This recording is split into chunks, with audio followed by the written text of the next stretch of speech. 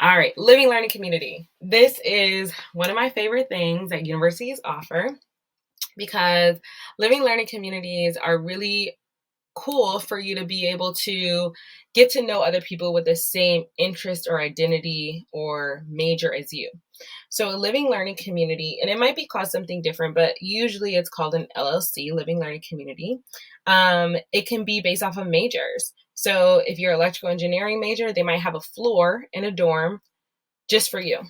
And your resident assistant, your RA who runs the floor, will also be in that particular major. And they might organize cool events where professors come, or they might have study groups already integrated in your community. And everyone on your floor, is going to have very similar classroom experiences as you.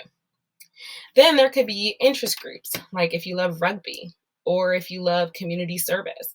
And your resident assistant will plan out different activities for you throughout the year so that way y'all can connect.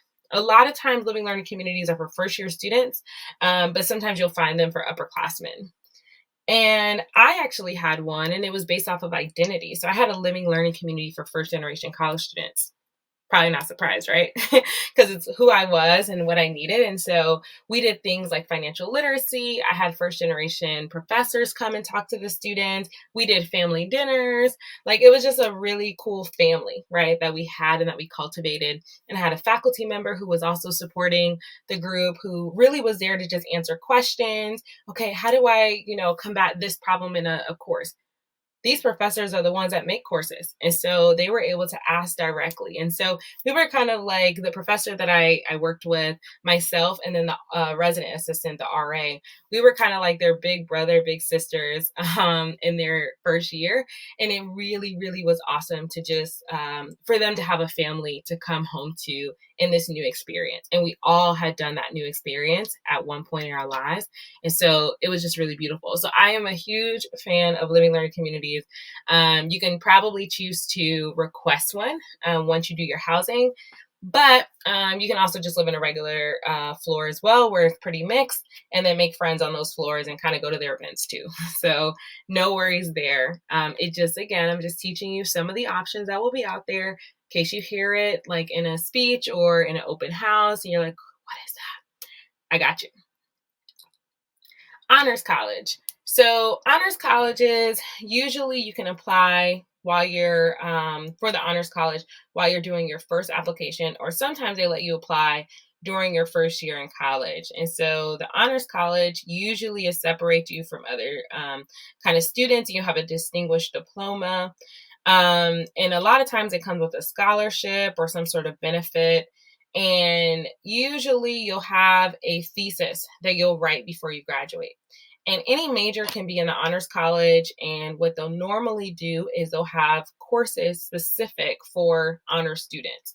So there'll be courses that are pretty general, and they'll usually have like an honors college, specialization. And so you might do a little bit more writing, a little bit more reading, but on your diploma, it will say that you have graduated with a distinguished diploma from the honors college. And so if that's something that you're interested in and you really want to kind of stretch yourself, maybe you want to go into graduate work and you want to start this research process now, totally something that you should look into. Study abroad. All right. If you don't know, I love to travel. I have been to over 60 countries, and my first country that I went to was when I was in undergrad, and I went to Cape Town, South Africa, and did a lot of stuff at the University of Cape Town and University of Western Cape, and it was honestly one of the best experiences of my life, and clearly I haven't stopped traveling. On top of that, I currently work for a high school that travels the globe, and so because of that, I love when students get to travel. I've taken students abroad even before I worked at this high school. So I've taken students to Spain. I've taken students to London, to Paris.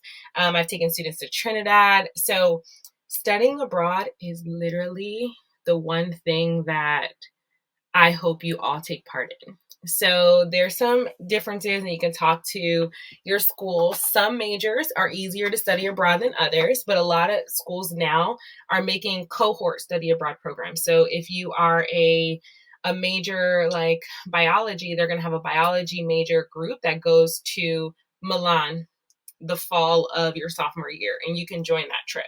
Some majors with a little bit more flexibility, you might be able to go anytime.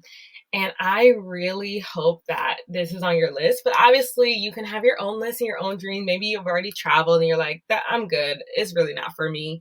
But study abroad, look it up. You usually will take classes. Those classes will work towards your graduation. So you're not just studying abroad and you're not pausing school. A lot of times you'll coordinate with the study abroad office and you'll find a program somewhere that meets some of your graduation requirements. And sometimes you just study a language. Sometimes you might study courses in your major. Sometimes you're doing like cultural exploration. Sometimes you're taking classes with professors because, like I said, some universities have decided to make a cohort program. And so a cohort is just a group that goes together. And so if a cohort program might have biology students with biology professors and you're just living in another country, they rent out space, lab space, and you take classes with your actual professors. So you get to really build relationships with professors and students just outside of your campus. Now, I know that there's this huge myth that people say, well, I don't want to leave campus. I don't want to miss out on all the fun that's there because then when I come back, it'll be awkward. That is usually the number one thing that I hear for students or from students in college. The number one thing I hear from students who graduated college is, I regret not going abroad. Literally, I have always, always, always heard that in that way. So don't worry about FOMO. Don't worry about if like your friends don't want to be your friends again. Honestly, if they don't want to be your friends because you decided to expand who you are and do something that you actually wanted to do, they probably weren't your friends, right? They probably just weren't. And you know what? Though that's okay too, because life and growth is about just seeing and learning and witnessing and figuring out, okay, I thought this was solid. I thought we had a really good friendship. And because I left for a term, I'm no longer in the group.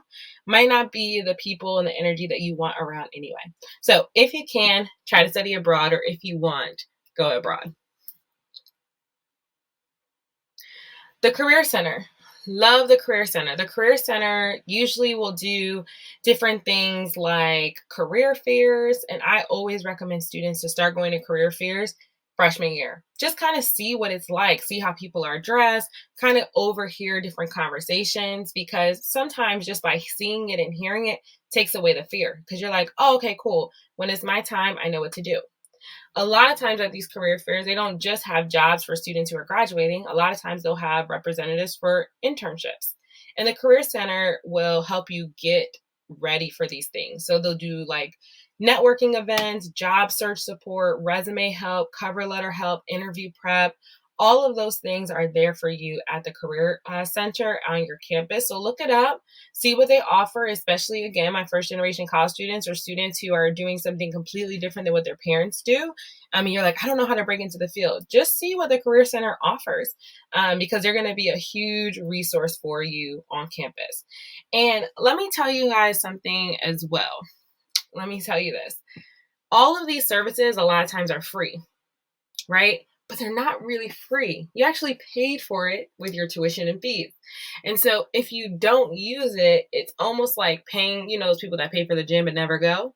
That's going to be you, right? So do anything that's free on campus. If they say they got a bus trip going to the nearest city to go see a Broadway show, I'm not saying you got to do all of them, but do everything that you would want to do, because when you graduate and those things that are quote unquote free are out of your paycheck, you might say, dang, I should have done a little bit more of this when I was in college, and because it was free, and I could see if I actually like it. Now I got to spend my personal money in the here and now, not just money that I, was rolled into tuition.